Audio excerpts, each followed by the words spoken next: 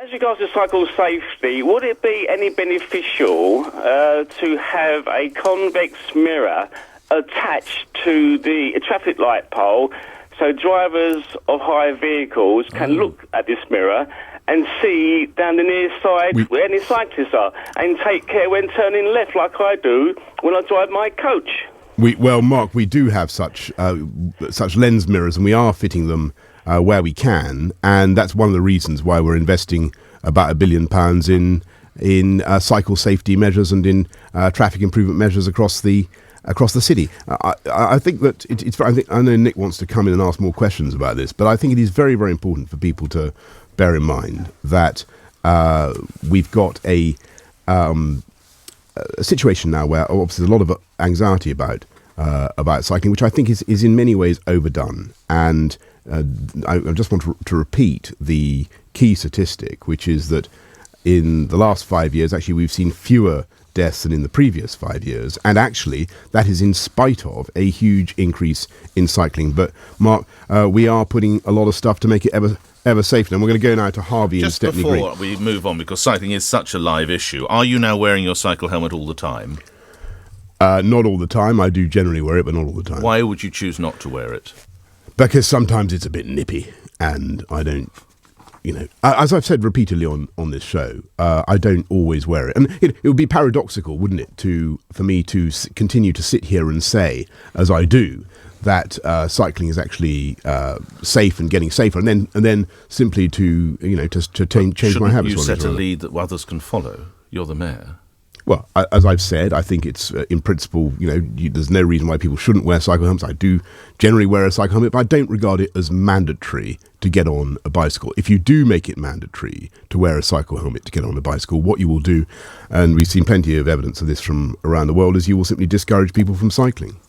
Well, that's happening anyway, isn't it? Are you aware of the research yesterday? 1 in 5 cyclists in London say they've stopped cycling to work. This came out yesterday, following the recent deaths on the capital roads. Just to remind everybody, over a hideous period last month, I think of around 13 days, 6 cyclists were fatally injured. So fewer people are cycling anyway. You keep lauding it, but people are frightened, aren't they? Well, I saw the poll. I also saw some people who disputed. I saw Andrew Gilligan, I thought, rather elegantly disputed the validity of that. Well, he described the poll size as tiny, but and what we're you don't think cycling's declined at all? Then? Is continuing to invest in cycling, and I believe it's the right way for the city to go. And I'd be very disappointed if people were put off from cycling by unjustified apprehension. Of course, it's right to be cautious. People are being killed. It's hardly surprising you might get put off a bit. I know you're a passionate cyclist, and that is to be lauded, but it's hardly surprising that someone who is not as wholly committed as you are might think twice before putting on his cycle clips. Well, I appreciate that, and one cycling death is one too many, and we are doing our level best to make the roads safer. But I think it's and yes, we certainly had a spate of very, you don't very think cycling has gone down? You dispute this poll? No, I don't know. It may well be that people have taken fright because of the adverse the media coverage that there has been. It's the media coverage. That is possible. I see. So it's not the 5 deaths.